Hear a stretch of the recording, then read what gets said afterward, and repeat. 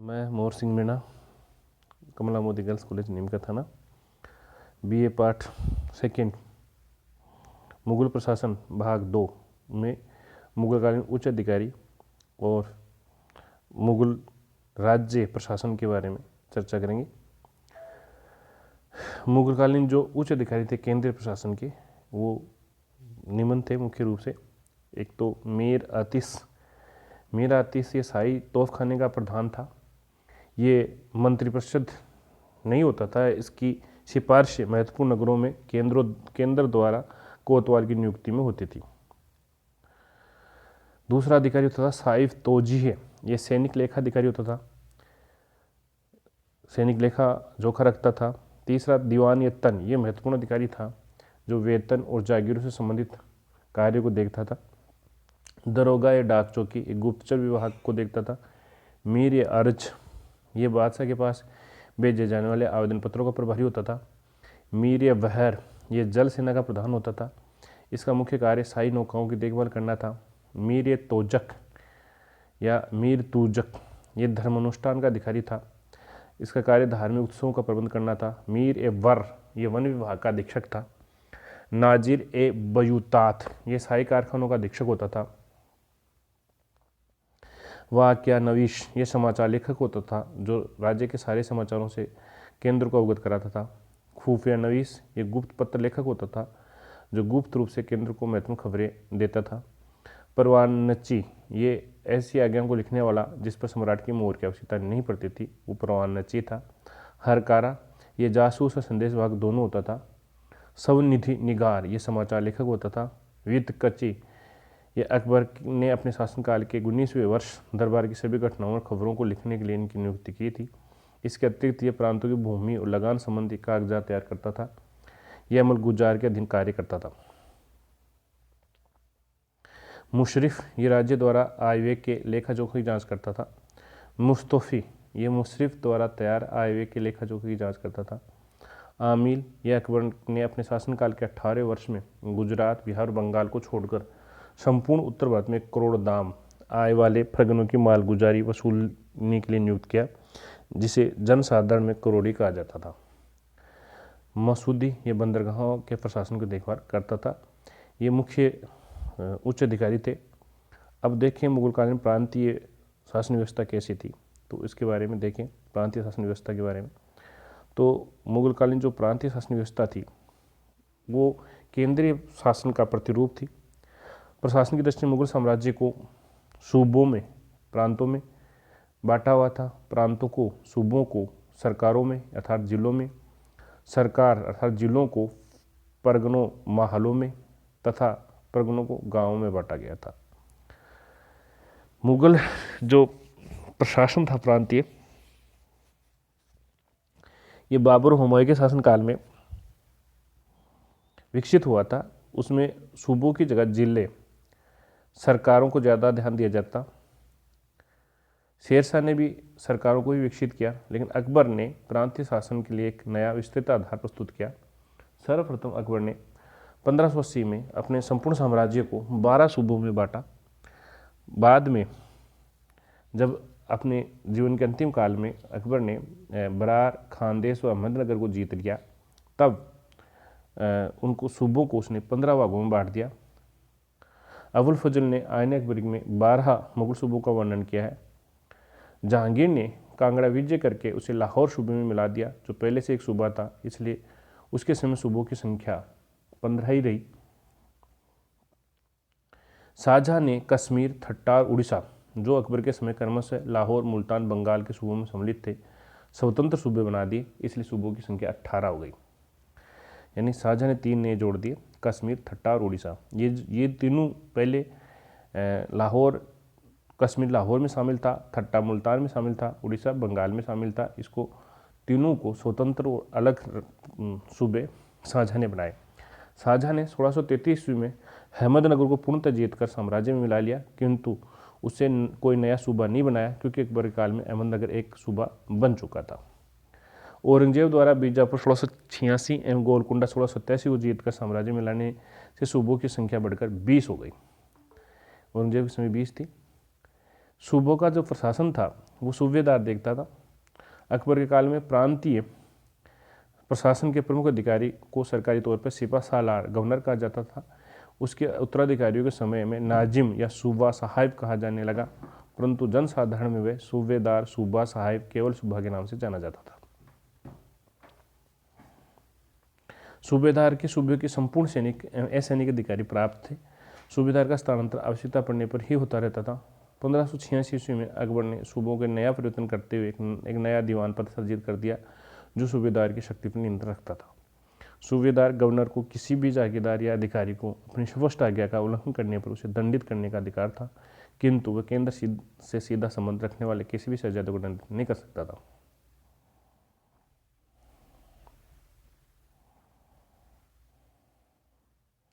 मुगल काल में गवर्नर सूबेदार टोडरमल को मात्र राजपूतों से संध्या करने तथा उनसे मनसब प्रदान करने का अधिकार प्रदान किया गया था। प्रांतीय दीवान दीवानी सूबे में सूबा प्रांत का वित्त अधिकारी होता था। यद्यपि ओहदे में सूबेदार गवर्नर से नीचे होता था, किंतु सूबेदार का मातहत नहीं था, वह सीधे शाही दीवान के प्रति उत्तरदायी होता था। दीवान सूबे वित्त एवं राजस्व का प्रमुख होता था, जबकि सूबेदार कार्यकारिणी का प्रमुख होता था। दीवान या सूबा का प्रमुख कार्य भू राजस्व, अन्य करों की वसूली करना, आय व्यय का हिसाब रखना, सूबे की आर्थिक स्थिति सूचना केंद्र सरकार को देना, दीवानी धन लगाने संबंधी मुकदमों का निर्णय करना। इस प्रकार दीवान और सूबेदार एक दूसरे के नियंत्रण रखते थे। प्रांतों के शासन अधिकार का विभाजन मिस्र की सरकार की अर्थव्यवस्था से मिलता जुलता था। बख्शी को नियुक्ति केंद्रीय मीर बख्शी के अनुरोध पर शाही दरबार द्वारा की जाती थी। बख्शी का मुख्य कार्य सूबे की सेना की देखभाल करना, प्रांतीय बख्शी को वाक्या निगार, वाक्या निवैस के रूप में कार्य करना होता था। इस रूप में इस कार्य सूबे की समस्त जानकारी केंद्र को देना था। प्रांतीय बख्शी और केंद्रीय मीर बख्शी में एक अंतर था। प्रांतीय बख्शी सेना का वेतनाधिकारी होता था, जबकि केंद्रीय मीर बख्शी सेना का वेतनाधिकारी नहीं होता था। ये केंद्र में ये काम दीवानी तन करता था। प्रांतीय गवर्नर प्रांतीय दीवान के बीच टकराव को हो जाने पर सूबे की समस्त जानकारी को केंद्र सरकार तक भेजने के लिए संवाददाताओं की एक टोली होती थी, जिसे सवान नवीश, खुफिया नवीस कहा जाता था। गुप्त रूप से केंद्र को सूबे की सूचनाएं उपलब्ध कराते थे, बाद में डाक अधिकारी के रूप में काम करते थे।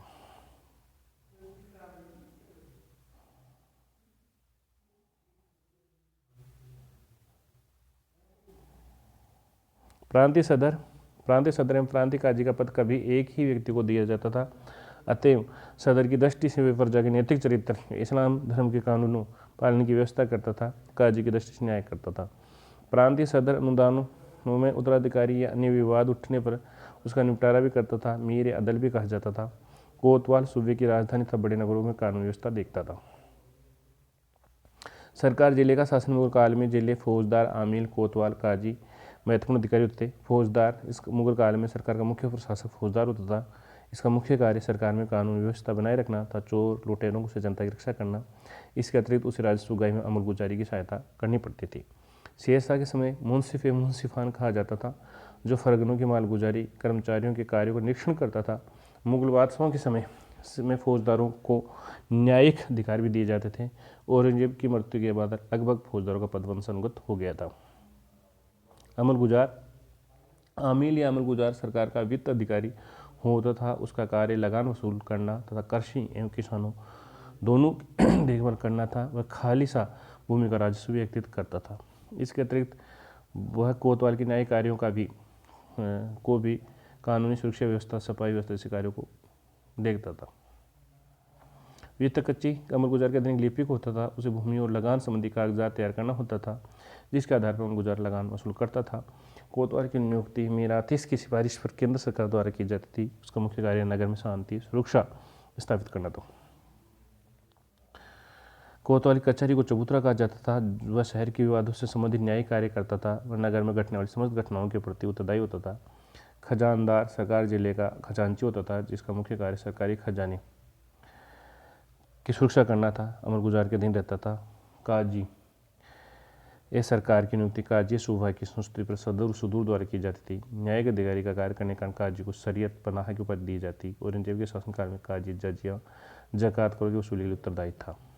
फरगनों का प्रशासन प्रत्येक फरगने का कई भागों में बटा था। फरगने के प्रमुख अधिकारी सिकदार, आमिल, फौजदार, कानूनगो, कारकुन होते थे। सिकदार व फरगने का मुख्य प्रमुख अधिकारी होता था। उसका मुख्य कार्य फरगने में शांति व्यवस्था स्थापित करना, राजस्व वसूलने में। वो चादर ले रहा है गरम, अच्छा केड़ी है ठीक। हाँ अकबर ने 18वें वर्ष प्रांत प्रत्येक फरगने महल में जिसकी मालगुजारी आय प्रति वर्ष 1 करोड़ दाम 25,000 रुपये थी, आमिल नियुक्ति की जाती, समय करोड़ी कहा जाता था। शाहजहाँ के शासनकाल में प्रत्येक फरगने की मालगुजारी निर्धारण करने के लिए एक फरगना अमीन की नियुक्ति होती थी। कानून को फरगने के पटवारी को प्रधान होता था। लगान कर से संबंधी कागजों को तैयार करता था। अबुल फजल के अनुसार कानून को द्वारा वसूल किए गए लगान का 1% जो दस्तूरी के रूप में मिलता था नानाकार कहा जाता था। कारकुन फरगने क्लर्क होते थे जो लिखा पढ़ी का कार्य करते थे। इस प्रकार जिले सरकार जो काम व्यक्ति चीफ होता था वह फरगने में वही कार्य कारकुन का होता था। अकबर के काल में फरगने के अभिलेख केवल फारसी भाषा में ही लिखे जाते हैं। ग्राम प्रशासन मुगल शासक गांव को एक स्वायत्त संस्था मानते थे जिसके प्रशासन का उत्तरदायित्व मुगल अधिकारियों को नहीं दिया जाता था, बल्कि परंपरागत ग्राम पंचायत अपने गांव की सुरक्षा, सफाई, शिक्षा आदि की देखभाल करती थी। गांव का मुखिया अधिकारी ग्राम प्रधान होता था जिसे खुद मुकदम चौधरी कहा जाता था, जिसकी सहायता के लिए पटवारी होता था। मुगल काल में पटवारी को राजस्व का 1% दस्तूरी कमीशन के रूप में दिया जाता था।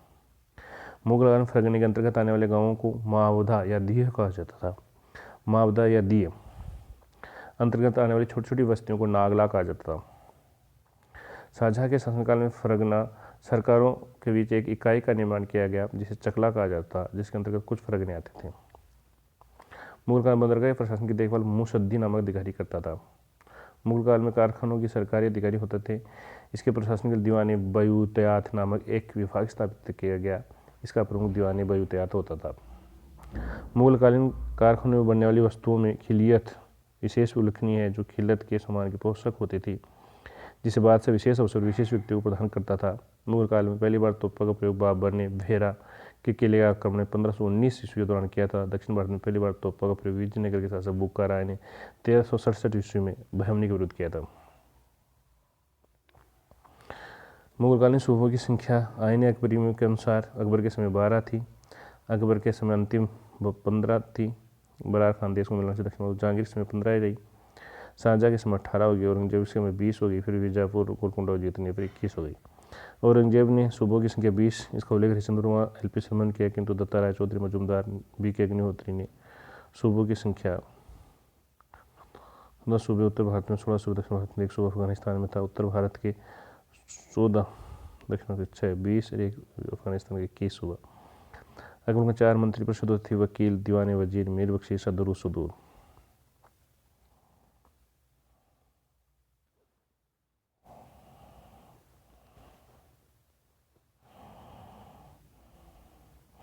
मुगलकालीन वित्त व्यवस्था, वित्त प्रशासन। मुगलकालीन मुद्रा प्रणाली, सिक्का प्रणाली 3 धातुओं द्वारा सोना, चांदी, तांबा से निर्मित होता था।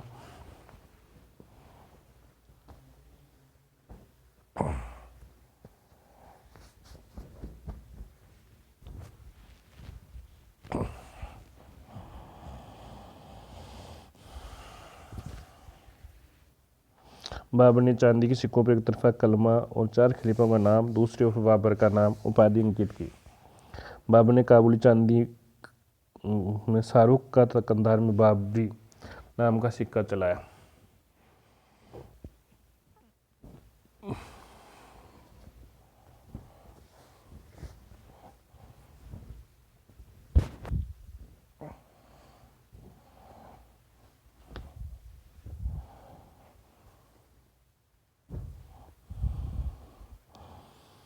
शेरशाह मिले जुले धातु के स्थान पर शुद्ध चांदी का सिक्का चलाया, जिसे रुपया 180 ग्रेन कहा जाता था। तांबे का सिक्का जिसे पैसा कहा जाता था। चांदी का मानक सिक्का रुपया शेरशाह द्वारा प्रवर्तित करा जाता था, ग्रेन का था। मुगलकालीन मुद्रा व्यवस्था का यह आधार रहा। मुगलकालीन मुद्रा को सुव्यवस्थित व्यापक आधार अकबर ने दिया, जिसे प्रशासन दिल्ली में एक शाही टकसाल बनवाई, जिसका प्रधान ख्वाजा अब्दुल समद को नियुक्त किया गया। अकबर ने अपने शासन में आलमी मोहर नामक एक सोने का सिक्का चलाया, जो मुगल काल का सबसे अधिक प्रचलित सिक्का था। आयन अकबरी के अनुसार मोहर 9 रुपये के बराबर होता था। अकबर द्वारा चलाया गया ये सिक्का बड़े बड़ा सोने का सिक्का संसब था जो 101 तोले का होता था। ये बड़े लेन देन में प्रयुक्त होता था। इसके अतिरिक्त अकबर ने सोने का एक सिक्का इलाही चलाया जिसका वजन 10 रुपये के बराबर था। ये गोलाकार सिक्का था। अकबर ने तांबे का एक सिक्का दाम चलाया जो रुपये में 40वें भाग के बराबर होता था। तांबे का सबसे छोटा सिक्का जितल कहलाता था जो एक दाम के 25वें भाग के बराबर होता था। इसका प्रयोग केवल हिसाब किताब के लिए ही होता था, लेकिन सिक्के के रूप में इसका अस्तित्व नहीं था। इसे फुलूस या पैसा भी कहा जाता था। अकबर ने अपने कुछ सिक्कों पर राम और सीता की मूर्ति अंकित करवाई। देवनागरी में राम सिया लिखवाया। अकबर ने असीरगढ़ दुर्ग की विजय स्मृति में एक सोने का सिक्का चलाया जिस पर एक बाज और दूसरे पर टकसाल का नाम डालने की तिथि अंकित करवाई। 1616 तक रुपये का मूल्य 40 दामों के बराबर था, किंतु 1627 के बाद ये 30 दामों के बराबर हो गया। जहांगीर ने निसार नामक एक सिक्का चलाया जो रुपये के चौथे मूल्य के बराबर होता था। शाहजहां ने दाम रुपये के बीच आना नामक सिक्के पर प्रचलन करवाया। मुगल काल में सर्वाधिक रुपये ढलाई औरंगजेब के काल में हुई। औरंगजेब ने राज्यारोहण के बाद सिक्कों पर कलमांकन की प्रथा को बंद करवा दिया। उसने अपने अंतिम काल में ढाले गए कुछ सिक्कों पर मीर अब्दुल बाकी साहबाई पद्य अंकित करवाया। अबुल फजल के अनुसार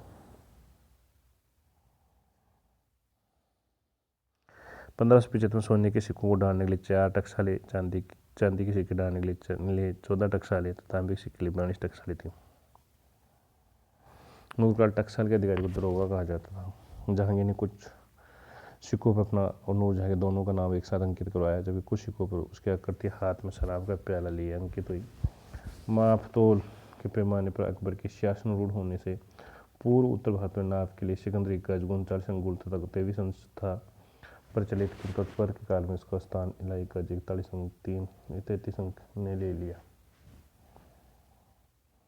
मोरलैंड ने दक्षिण भारत में नाप के लिए प्रयुक्त होने वाली कुवाड़ नामक इकाई को ले किया जो कि सूती ऊनी वस्तु को नापने में प्रयुक्त होता था। अरब व्यापारियों ने समुद्री तटों पर बहार नामक तोल की इकाई लागू की। इस प्रकार गोवा और कैंडी नामक तोल की इकाई प्रचलित थी। ये था प्रशासन। सैन्य व्यवस्था। मुगलकालीन सैन्य व्यवस्था किस प्रणाली पर आधारित थी? दशमलव प्रणाली पर आधारित थी। मुगल सेना प्रजाति मिश्रित सेना थी जिसमें ईरानी, तुरानी, अफगान, भारतीय, मुसलमान, मराठा को भर्ती किया जाता है। तो हिंदू, अफगानी, तीन भारतीय। मुगल सेना दशमलव प्रणाली पर आधारित थी। मुगल सैन्य दल को 4 श्रेणियों में बांटा गया था: अधीनस्थ राजाओं की सेना, मनसबदार की सैनिक टुकड़ियां, अहदी सैनिक और दाखिली सैनिक। अधीनस्थ राजाओं की सेना, मनसबदारी, अहदी और दाखिली। अहदी सैनिक ये सैनिक एक तरह से बादशाह के सैनिक होते थे। इनकी भर्ती, वेतन, वस्त्र, घोड़े सब राज्य की ओर से दिए जाते हैं। इन्हें अलग अमीर बख्शी के अधीन रखा जाता है, परंतु इनको बादशाह कभी भी मनसबदारी की सेवा में भी नियुक्त कर सकता था। अहदी घुड़सवार को 500 रुपये वेतन देने का उल्लेख मिलता है, जबकि एक साधारण घुड़सवार को 12 से 15 रुपये दिया जाता। दाखिली सैनिक, पूरक सैनिक, इन सैनिकों की भर्ती बादशाह की तरफ से की जाती है, किंतु मनसबदारी कमाना तो समय रख दिया जाता है।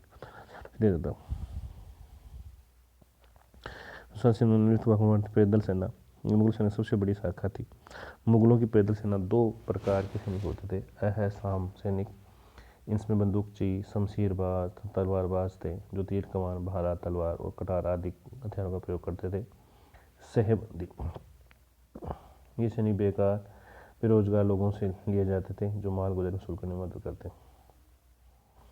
अश्वारोही सैनिक, ये सैनिक मुगल सेना का प्राण मानी जाती है। इसमें 2 प्रकार घुड़सवार होते हैं: बरगीर, इन सैनिकों को साजो सामान राज्य की ओर से दिया जाता है। सिलेदार, इन्हें सारा साजो सामान, घोड़ा, अन्न, शस्त्र वस्त्र व्यवस्था स्वयं करनी होती थी। इन्हें केवल युद्ध के अवसर पर नियुक्त किया जाता है। बरगीर से अधिक होता था।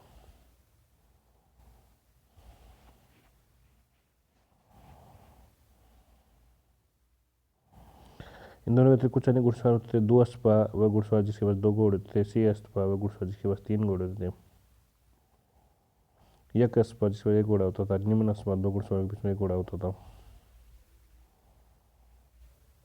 सेना की इकाई कुशलता पूर्ण रूप से बनाए रखने के लिए अकबर ने दहे बस्ती का नियम बनाया जिसके अनुसार प्रत्येक सैनिक के लिए 2 घोड़े रखना अनिवार्य था। तोपखाना।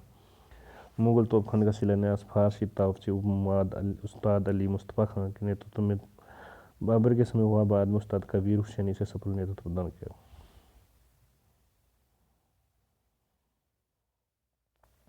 बाबर ने अपने साथ एक अच्छा तोपखाना लेकर भारत आया था जिसका सफल प्रयोग उसने पहली बार भेरा के किले के दौरान किया था। किंतु मुगल तोपों का व्यवस्थित रूप अकबर के समय दिया गया। अकबर ने अनेक छोटे विजयों में तोड़ने वाले तोपों का निर्माण करवाया, जिसे हाथी और घोड़े की पीठ पर रखकर आसानी से दुश्मन दिया जा सकता। मुगल तोपों ने दो भागों में बांटा, जिनसे ये भारी तोपें होती थी, दस्ती हल्की तोपें होती थी। मुगल तोपों का प्रमुख अधिकारी मीर यातीस कहलाता था। हस्ती सेना में हाथियों का प्रयोग प्राचीन काल से भारत की विशेषता रही, लेकिन मुगल काल में अकबर ने अपने प्रबंध के लिए अलग विभागीय संकेत जैसे पीला खाना कहा जाता। अकबर के हाथी को बड़ा शौक था, इसका प्रयोग वहाँ दोनों के लिए किया जाता है। नौसेना मुगल नौसेना का कोई सुव्यवस्थित संगठन नहीं था, मुगल समाज मूलतः स्थानीय था। 1572 में गुजरात विजय तो बंगाल अभियान के दौरान अकबर ने पहली बार नौसेना की आवश्यकता अनुभव की। फलस्वरूप अकबर ने एक विभाग स्थापित किया जिसे नवाड़ा कहा जाता था, जिसका प्रमुख मीर या बहर होता था। अकबर के पश्चात बादशाहों में औरंगजेब ने भी शक्ति ध्यान दिया। शाइस्ता जुमला इस कार्य में मुख्य योगदान था। जंजीरा के सीढ़ियों तमोपरा लोगों के सहयोग से एक शक्तिशाली नौसेना तैयार की। मनसबदारी व्यवस्था मुगल सैन्य व्यवस्था मूलाधार जो मंगोलों की 10 पत्ती पर आधारित थी। मनसबदारी व्यवस्था प्रेरणा खलीफा अब्बास सईद द्वारा आरंभ की गई थी। चंगेज खान तैमूर द्वारा अपनाई गई व्यवस्था थी। अकबर के सन 19 वर्ष 1575 में पहली बार मनसब प्रदान किया जाने का संकेत मिलता है। मनसब कोई पदवी पद संज्ञा नहीं था, वरन वह किसी भी अमीर की स्त्री बोध कराता था। इस प्रकार मनसब अर्थ पद या श्रेणी था। अकबर ने अपने संपूर्ण मनसब को अल्लाह शब्द की गणना के आधार पर 1, 30, 30, 5, 66 श्रेणियों में विभाजित किया, किंतु अबुल फजल ने इन्हें केवल 33 श्रेणियों में रखा।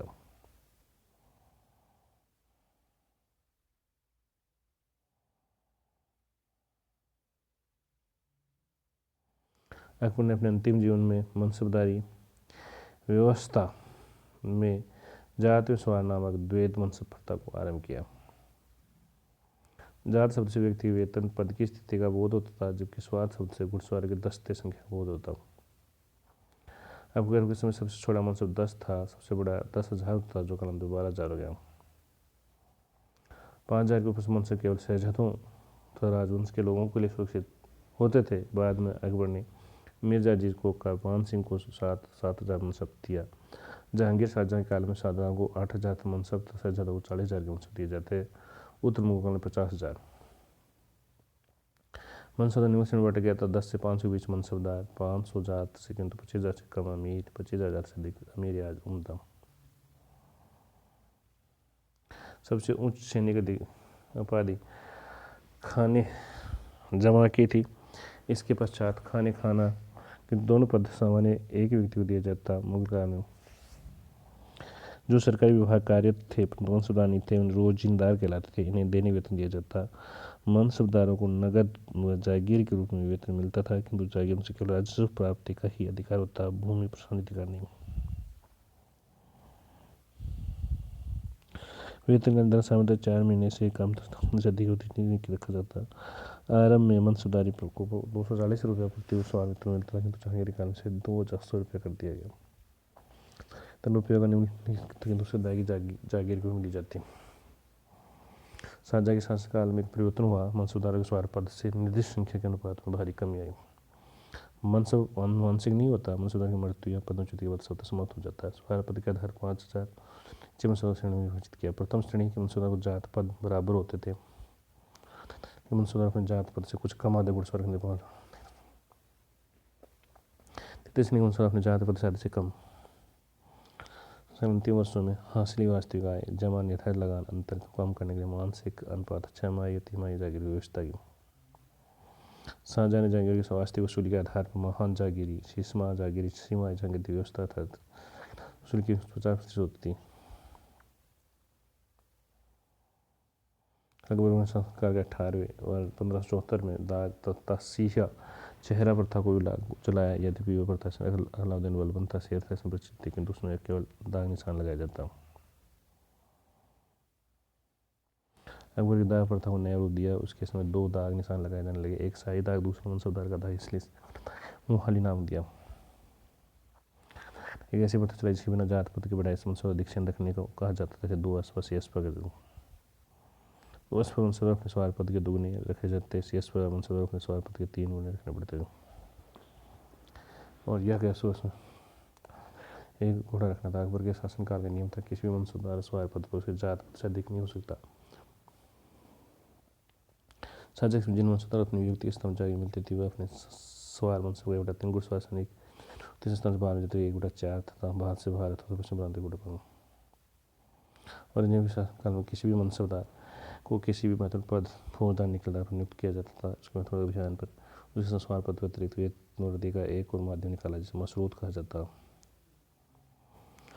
क्या वृद्धि देने की जारी नीति से जागीरी कहा गया।